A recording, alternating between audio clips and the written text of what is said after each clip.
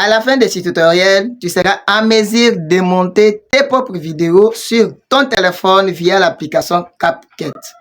Alors, reste jusqu'à la fin. Abonne-toi si ce n'est pas fait et like la vidéo. Premièrement, tu dois télécharger l'application CapCut. Je ne saurais pas vous faire la démonstration de comment tu vas télécharger. Je vais juste te faire un petit rappel. Si tu as l'iPhone, tu pars sur l'App Store.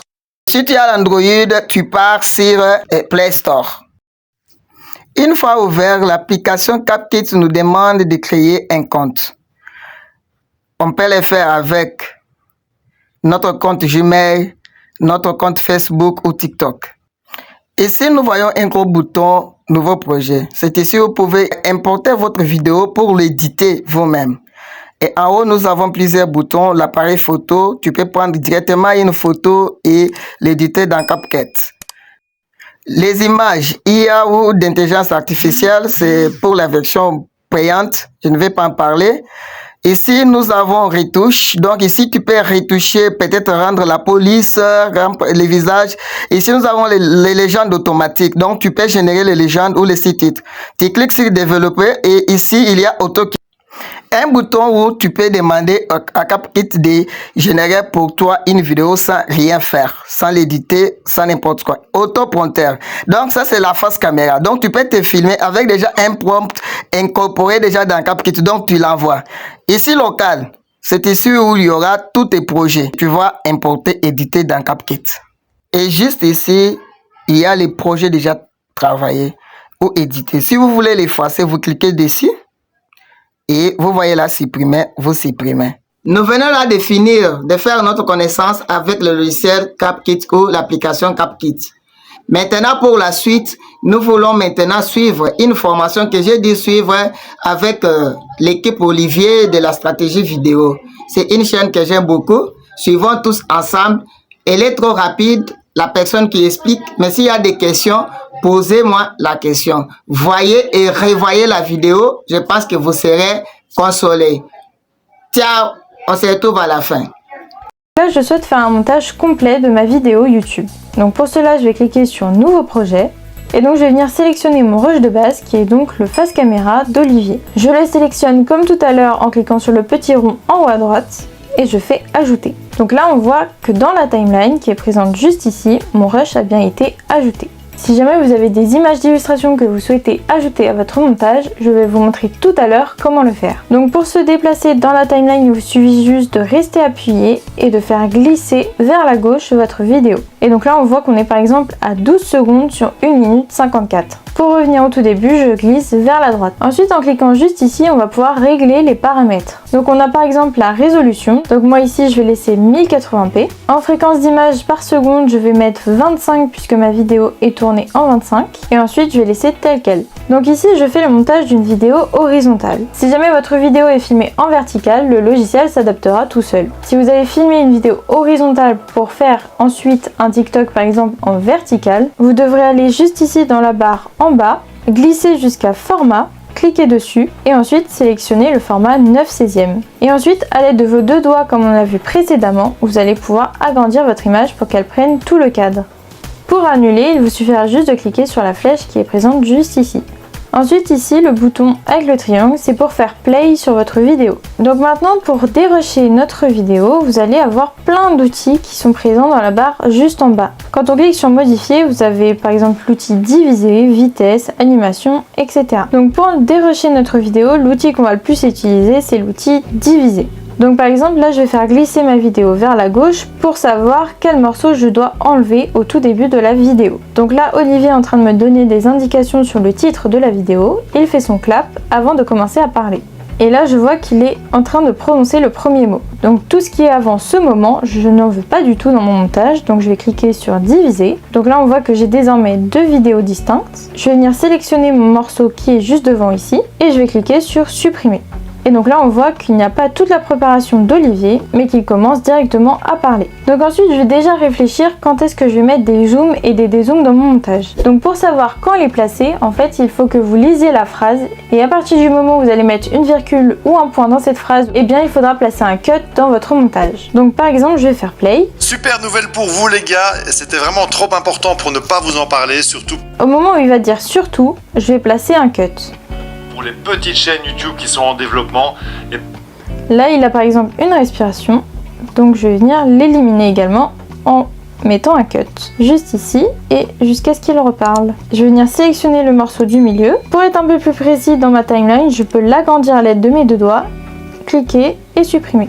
Donc là si je veux affiner ma coupe, je fais lecture. petites chaînes YouTube qui sont en développement et particulièrement Je sens qu'il y a encore un morceau de respiration qui reste sur ce rush-ci. Donc je clique dessus et à l'aide de la poignée de droite, je vais la déplacer vers la gauche pour effacer la respiration. petites chaînes YouTube qui sont en développement et particulièrement pour les chaînes qui décident de Et donc je peux comme ça affiner les cuts au fur et à mesure. Donc je continue. particulièrement pour les chaînes qui décident de mettre leur audience au centre de leur chaîne YouTube quoi, avec des abonnés. Donc là, au moment où il dit avec, je vais placer un cut. Et donc je vais faire ça ainsi de suite pour dérusher ma vidéo. Une fois que mon dérush est terminé, je vais pouvoir placer les zooms et dézooms. Donc j'ai par exemple ici Olivier à échelle normale. Et si par exemple sur le rush d'après, je souhaite qu'il soit plus zoomé, je vais cliquer dessus et à l'aide de mes deux doigts, une nouvelle fois, je vais venir agrandir mon image. Ensuite, je vais venir la glisser pour qu'Olivier se rentre bien dans le cadre. Et maintenant, j'ai une nouvelle échelle de plan. Donc quand je fais play, vous allez voir que ça passe d'une échelle normale à une échelle zoomée. Vraiment trop important pour ne pas vous en parler, surtout pour les petites chaînes YouTube qui sont en développement et particulièrement pour les chaînes qui... Si je souhaite par exemple faire un zoom travelling, je vais venir cliquer ici sur mon rush, me mettre tout au début, cliquer ici sur l'icône d'image clé, me mettre tout à la fin et agrandir mon image. Comme ceci par exemple. Donc les images clés, c'est l'outil qui est présent sur les logiciels de montage professionnel. Elles servent à marquer notre situation de début et de notre fin. Et quand on fait play, vous allez voir que le zoom travelling a été créé. Ce n'est vraiment pas plus compliqué que ça. Et particulièrement pour les chaînes qui décident de mettre leur audience au centre de leur chaîne YouTube quoi, avec des abonnés. Et donc vous allez faire ça ainsi de suite pendant toute votre vidéo. Et pour faire un dézoom, c'est exactement la même chose mais en inversé. Vous allez tout d'abord zoomer dans votre image au début de votre rush, puis dézoomer à la fin et ça donnera ça. Très engage-toi que les chaînes qui veulent juste faire des vues, en fait si votre chaîne est orientée communauté engagée. Maintenant que notre dérush est terminé, on va pouvoir ajouter nos images d'illustration. Donc pour cela, on va se placer à l'endroit où on souhaite l'ajouter, par exemple ici. On va cliquer sur superposition, ajouter une superposition et on va venir sélectionner notre image d'illustration, donc notre b-roll. Je clique dessus et je clique sur ajouter. Donc ici, juste en dessous de notre face caméra, on voit qu'il l'a bien ajouté. Donc là, on voit que mon image est un petit peu plus petite que mon face caméra. Donc pour cela, je vais la sélectionner et l'agrandir à l'aide de mes deux doigts, comme on l'a vu tout à l'heure. Donc contrairement au logiciel sur ordinateur, il m'a mis le b-roll en dessous de mon face caméra. Alors en général, les logiciels sur ordinateur, la piste vidéo la plus importante est celle qui est la plus au-dessus. Et là, c'est l'inverse. Ensuite, si je veux réduire la durée de mon b-roll, je clique dessus et je vais aller à l'aide de la poignée de droite le raccourcir en la faisant glisser vers la gauche. Donc là on voit bien qu'on a le face caméra et qu'on passe ensuite sur le b-roll. Si vous souhaitez déplacer votre b-roll, vous allez cliquer longtemps dessus et le faire glisser à l'endroit souhaité. Et là on voit que je l'ai déplacé et que désormais il se trouve à 9 secondes. Maintenant on va voir comment ajouter des lower thirds et des titres. Donc pour cela on va se placer au bon endroit sur notre montage. On va aller cliquer sur texte, ajouter du texte. Donc là on va par exemple écrire le titre de la vidéo. Je clique sur valider. Donc à l'aide de mes deux doigts je peux réduire une nouvelle fois la taille de mon titre. Et je peux également le glisser n'importe où dans mon espace de travail. Donc moi je vais le mettre par exemple juste ici en bas. Quand on clique dessus on peut modifier la police d'écriture en cliquant sur style. Ensuite dans style on peut changer l'aspect de l'écriture. Donc par exemple lui mettre un contour blanc, écrire en jaune, un contour rose, etc. Donc ça c'est des modèles prédéfinis, vous en avez quand même beaucoup. Mais si jamais vous souhaitez créer le vôtre, dans texte vous allez pouvoir modifier la couleur de votre texte. Dans trait, vous allez pouvoir modifier le contour, ajouter une ombre, etc. Donc moi ici je vais le laisser comme ceci. Et ensuite dans effet, c'est un peu la même chose, vous allez pouvoir ajouter un style à votre écriture. Moi, je vais laisser en blanc. Ensuite, dans animation, vous allez pouvoir animer votre texte. Quand il y a écrit intro, c'est pour l'animation de début de votre texte. Sortie, ça va être pour l'animation de sortie. Et book, ça va être pour que votre texte arrive de la même façon qu'il va repartir. Donc en intro, je vais mettre par exemple cette animation-là. Super nouvelle. Et en sortie, je vais mettre celle-ci. Et je valide.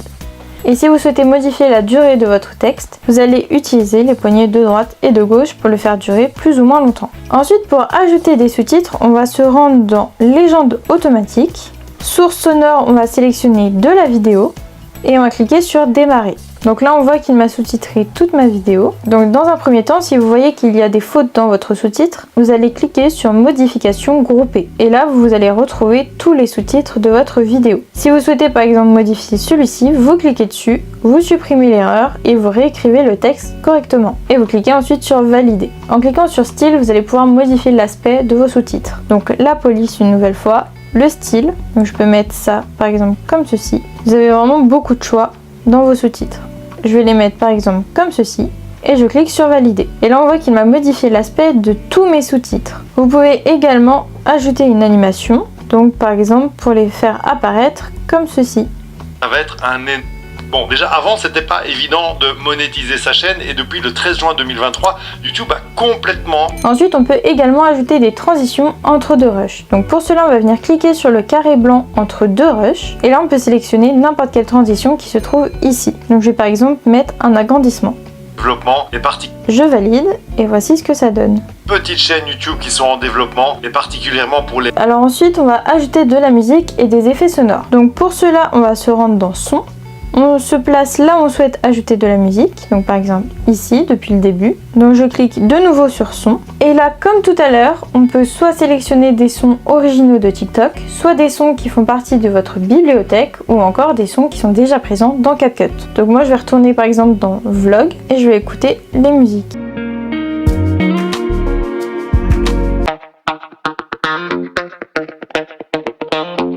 Pour l'ajouter, je clique de nouveau sur le plus et on voit qu'elle est apparue dans ma timeline, en bleu juste ici. Pour la modifier, je clique dessus, donc je peux modifier sa durée à l'aide des poignées de gauche et de droite et je peux également modifier le volume. Donc pour cela, je clique sur volume et à l'aide du curseur, je peux augmenter ou diminuer le volume et on valide.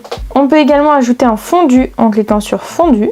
Donc soit un fondu en ouverture, et là vous allez modifier la durée du fondu, ou un fondu enchaîné. Pour les effets sonores, on va cliquer sur effets, et donc si vous cliquez dessus, vous allez pouvoir les écouter. Si jamais vous souhaitez obtenir d'autres effets sonores, nous avons 2 packs qui sont disponibles gratuitement, je vous mets le lien juste ici. Et donc une fois que vous avez trouvé l'effet qu'il vous faut, vous allez cliquer dessus, et cliquer sur le plus. Et on voit qu'il est apparu juste ici en bleu. Ensuite, pour étalonner notre vidéo, on va cliquer par exemple sur le premier rush, et on va aller dans filtre.